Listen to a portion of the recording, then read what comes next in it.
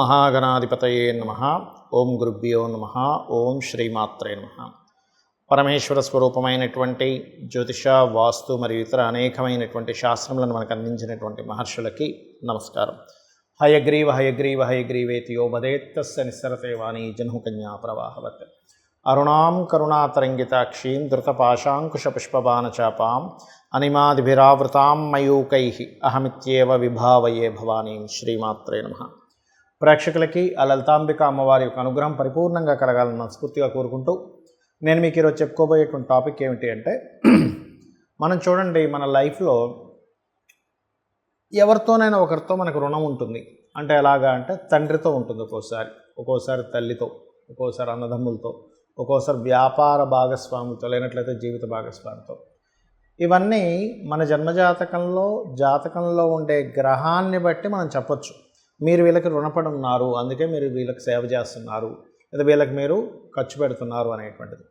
మరి ఒక జాతకుడు ఎవరితో ఎక్కువ రుణం ఉన్నాడు, దాన్ని ఎలా క్లియర్ చేసుకోవాలి, నవగ్రహాల ద్వారా ఎలా గుర్తించాలి, అదేవిధంగా జాతకమే లేనప్పుడు తీసుకోవాల్సిన జాగ్రత్తలు ఏమిటి, వాటిని ఆ యొక్క ప్రభావాన్ని తగ్గించుకోవడం ఎలాగా అనేటువంటిది దానం రూపంలోని, మంత్రం రూపంలోని, అదేవిధంగా చేసే యాక్టివిటీ రూపంలోని, తీసుకునే ఫుడ్ రూపంలోని ఎలా చేయాలి అనేటువంటి విషయం ఇప్పుడు మనం తెలుసుకుందాం. ముందుగా సన్ అంటే సూర్య భగవానుడు కనుక మీ జన్మజాతకంలో రుణ సంబంధించిన దాంట్లోకి వచ్చాడు. రుణం అంటే ఎంతసేపు అప్పు చేయడం కాదండి, బాగా అర్థం చేసుకోండి. మనము ఆ వ్యక్తికి రుణపడి ఉంటాం. అంటే అది ఎలాగా చెప్తానండి. సూర్యుడు కనుక మీ యొక్క జన్మజాతకంలో రుణ సంబంధించిన దాంట్లోకి ఎంటర్ అయ్యాడు అంటే, మనకి 3వ స్థానము అంటారు. 3వ స్థానంలోకి సంబంధం కానీ, లేకపోతే పాపగ్రహ సంబంధించినవి కానీ, పాప కత్తిరిలో కానీ సూర్యభగవానుడు ఎంటర్ అయ్యాడు అంటే, మీ జన్మజాతకంలో మీరు తండ్రికి చేయవలసింది ఉంది అని అర్థం అనమాట. అందుకే చూడండి, కొన్ని లైఫ్స్లో మనం చూస్తూ ఉంటాం, తండ్రి చిన్నప్పటి నుంచి తండ్రికి పెద్ద ఉద్యోగం లేక చాలా ఇబ్బంది పడుతూ ఉన్నాడు. దాని తర్వాత కొడుకు పెద్ద అయిన తర్వాత కుటుంబాన్ని మొత్తం కొడుకు చూసుకుంటూ ఉంటాడు. అంటే ఏమిటి అక్కడ, తండ్రి యొక్క పార్ట్ ఏదైతే ఉందో తండ్రి నుంచి మీకు లభించేది ఏమీ లేదు, మీరే తండ్రికి ఇవ్వాల్సింది ఉంది అని దాని అర్థం. మరి చాలామంది ఈ విషయం తెలియక, పూర్వజన్మకు సంబంధించిన కర్మ విషయం తెలియక తండ్రి మీద నింద వేయడము, అంటే చాలా తక్కువ లైఫ్స్లో ఇలా జరుగుతుంది, అందరికీ జరగదు.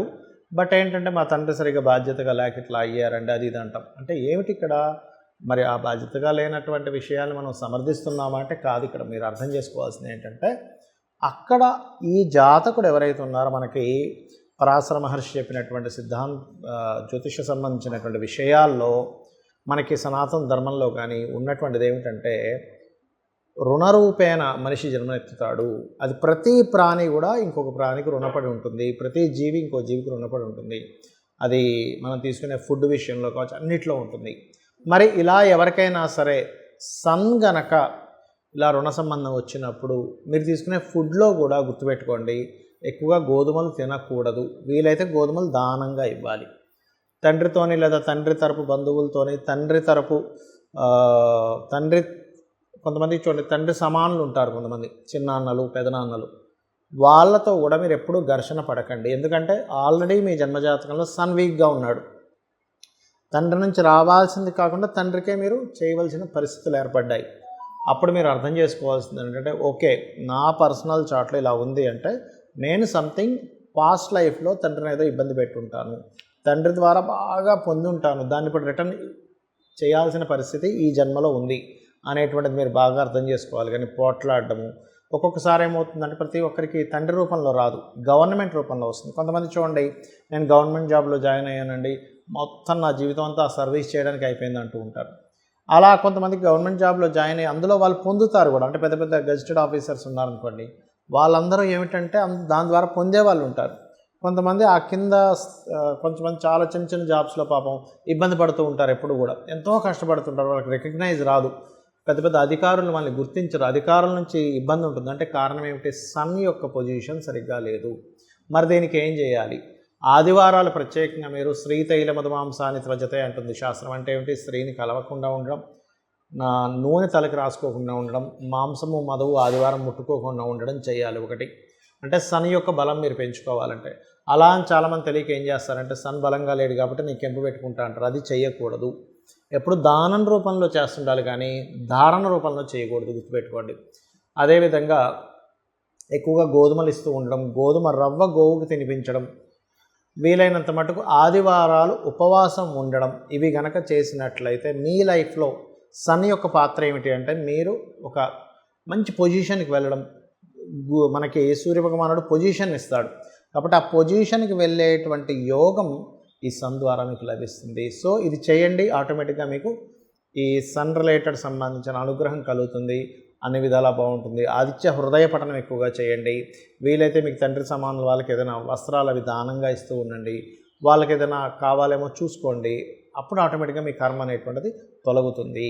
మరి చాలామందికి వాళ్ళ జన్మజాతకం ఉండదు, వాళ్ళకి ఏ గ్రహం రుణ సంబంధమైన దాంట్లో పడింది అంటే కొంతమందికి జాతకం తెలియనప్పుడు తండ్రితోనా, తల్లితోనా, అన్నదమ్ములతోనా, లేదా బంధువర్గంతోనా అనేది వాళ్ళు చూడలేం. అలాంటప్పుడు ఏం చేయాలి అంటే మీ లైఫ్లో తెలుస్తూ ఉంటుంది, నేను అన్నదమ్ములు నా ద్వారా ఎక్కువ లబ్ధి పొందుతున్నారు, నేనే ఎక్కువగా సహాయపడగలుగుతున్నాను. లేకపోతే కొన్ని సందర్భాల్లో ఏమవుతుంటుందంటే జీవిత భాగస్వామి, అది పురుషుడు కావచ్చు, స్త్రీ కావచ్చు, లేదా ఒక్కోసారి పిల్లలకి కొంతమంది చూడండి వీళ్ళు ఆల్రెడీ జాబులు చేసి వీళ్ళు రిటైర్ అయిపోతుంటారు కానీ పిల్లలు ఇంకా తొందరగా సెటిల్ అవ్వకుండా పిల్లలకి ఏదో ఒకటి చేయాల్సి వస్తూ ఉంటుంది. వీళ్ళు అంటే వాళ్ళు జాబ్స్ చేస్తున్నా వాళ్ళ శాలరీస్ సరిపోక ఇతను పెన్షన్ నుంచి డబ్బులు ఇవ్వడం, ఇతను ఏదైనా ఓవర్ టైం చేస్తూ మళ్ళీ వాళ్ళకి డబ్బులు ఇవ్వడం, ఇట్లాంటివన్నీ జరుగుతూ ఉంటాయి. ఇక్కడ మీరు అర్థం చేసుకోవాల్సింది ఏంటంటే ఎటువంటి రుణమున్నా మీకు అది పూర్తిగా తొలగాలి అంటే ఒక చిన్న రెమెడీ చెప్తాను ఇక్కడ. ఏమిటది అంటే మీకు తెలియదు అసలు ఎటువంటిది ఉందో, కాకపోతే సిమ్టమ్స్ మీకు అర్థమవుతుంటాయి. తమ్ముడికి ఎక్కువగా మనం చేస్తున్నాము అంటే కుజుడు పాడై ఉంటాడు, లేదా థర్డ్ హౌస్ పాడై ఉంటుంది. తండ్రికి ఎక్కువగా చేస్తున్నామంటే లగ్నం పాడై ఉంటుంది, లేదా సన్ పాడై ఉంటాడు, లేదా 9వ స్థానాధిపతి పాడై ఉంటాడు. మెయిన్గా 9th లార్డ్ అంటే 9th లార్డ్ ఎక్కడ రుణ సంబంధించిన దాంట్లో పడ్డాడు. జీవిత భాగస్వామికి లేదా పార్ట్నర్స్ మీరు ఎక్కువ ఉపయోగపడుతున్నారు, పార్ట్నర్స్ మీకు ఎక్కువ ఉపయోగపడట్లేదంటే 7th హౌస్ ఆర్ శుక్రుడు కుజుడు మీ ఇక్కడ కనెక్టివిటీ వచ్చింది. అదేవిధంగా తమ్ముళ్ళు అనుకోండి కుజుడు అండ్ 3rd హౌస్, అలాగే మేనమామ అనుకోండి బుధుడు మరియు 6th హౌస్, అదేవిధంగా బంధువర్గం, అలా ఒక్కొక్కటి అంటే బుధుడే మళ్ళీ బంధువర్గం. అంటే ఇక్కడ ఏమిటంటే ఇది మనము మీకు ఈ పర్టికులర్ అంశాలు ఇబ్బందిస్తున్నాయి, ఈ పర్టికులర్ మనుషులు లేదా ఈ పర్టికులర్ వారాలు, సండేసే మీరు ఎక్కువ కోల్పోతున్నారు అంటే సన్ రిలేటెడ్. మండే అయితే చంద్రుడు, ట్యూస్డే అయితే కుజుడు, వెడ్నెస్డే అయితే బుధుడు, థర్స్డే అయితే గురువు. అంటే గురు సంబంధించినటువంటి రెమెడీ చేసుకోవాలి. అంటే థర్స్డేస్ మీకు ఎక్కువగా ఇబ్బంది పడుతున్నారు అంటే గురువుకు సంబంధించినట్టు శనగలు దానంగా ఇవ్వడం, ఫ్రైడేస్ అయితే బొబ్బర్లు దానంగా ఇవ్వడం, సాటర్డేస్ అయితే మినుములు అండ్ నువ్వులు దానంగా ఇవ్వడం, మంగళవారాలు అయితే ఉలవలు దానంగా ఇవ్వడం. అంటే ఇవి ఎక్కువగా చేస్తూ ఉండాలి. అంటే ఏమిటంటే మీరు జాతకం లేదు కానీ ఈ వారాలు పర్టికులర్గా స్పెసిఫిక్గా నేను కొన్ని కోల్పోతున్నాను, పోగొట్టుకుంటున్నాను, నేను ఖర్చు చేయవలసి వస్తుంది. ఇవి ఏ రకాలుగా వస్తుందంటే ఖర్చు చేయవలసి వస్తూ ఉంటుంది, పోగొట్టుకోవడం జరుగుతూ ఉంటుంది. ఈ వారాల్లో మీకు పర్టికులర్గా ఈ తండ్రికి సంబంధించిన ఎక్కువ మీరు చేయాల్సి వస్తుంది. అంటే ఆదివారాలు ముఖ్యంగా ఎటువంటి ఇంపార్టెన్స్ చేయకూడదు, గుర్తుపెట్టుకోండి. తల్లికి సంబంధించిన దాంట్లో తల్లి రుణం తీర్చుకోవడం చాలా గొప్పది. కాకపోతే తల్లికి సంబంధించిన దాంట్లో మీరు ఎక్కువగా అవుతుందంటే మీరు సోమవారాలు ఎటువంటి ఇంపార్టెంట్ డెసిషన్స్ తీసుకోకూడదు. అట్లా ఒక్కొక్క సంబంధించినటువంటిది ఉంటుంది. అయితే పర్సనల్ చార్ట్లో ఇంకా ఇన్డెప్త్గా ఉంటుంది.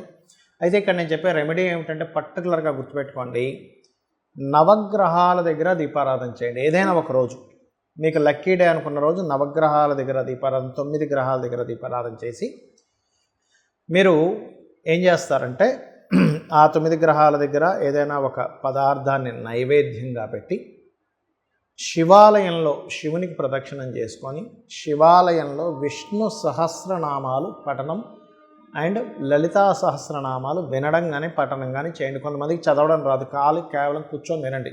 చక్కగా ఇయర్ ఫోన్స్ పెట్టుకోండి, ఫోన్లో పెట్టుకోండి, శివాలయంలో చేయండి. ఇది సోమవారాలు కానీ బుధవారాలు కానీ గురువారాలు కానీ చేయండి. ఇలా గనక చేస్తూ ఉంటే ఏమవుతుందంటే మీ యొక్క రుణ సంబంధించిన కర్మ ఒకటి తొలగిపోతుంది. ఇది గుర్తుపెట్టుకోండి. ఇక రెండవది ఏమిటంటే మీరు పర్టికులర్గా బుధవారాలు గుర్తుపెట్టుకోండి. బుధవారాలు విష్ణు సహస్రనామం చిన్న చిన్న పుస్తకాలు ఉంటాయి, వాటిని ఎవరికైనా పంచడం కానీ, కనీసం ఒక్క శ్లోకం గురించి అయినా సరే ఎవరికైనా చెప్పడం కానీ చేస్తూ ఉండండి. ఇంకోటి ఏంటంటే ఇలా రుణ సంబంధించిన ఉన్నటువంటి వారు పర్టికులర్గా ఓం మధుసూదనాయ నమః.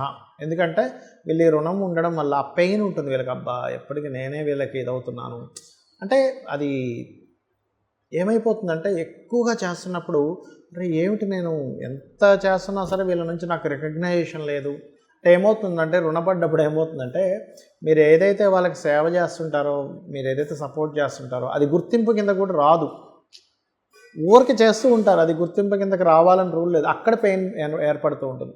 అది మీకు పోవాలి అంటే ఓం మధుసూదనాయ నమః అనేటువంటి చేయండి, అన్ని విధాలా మీకు బాగుంటుంది.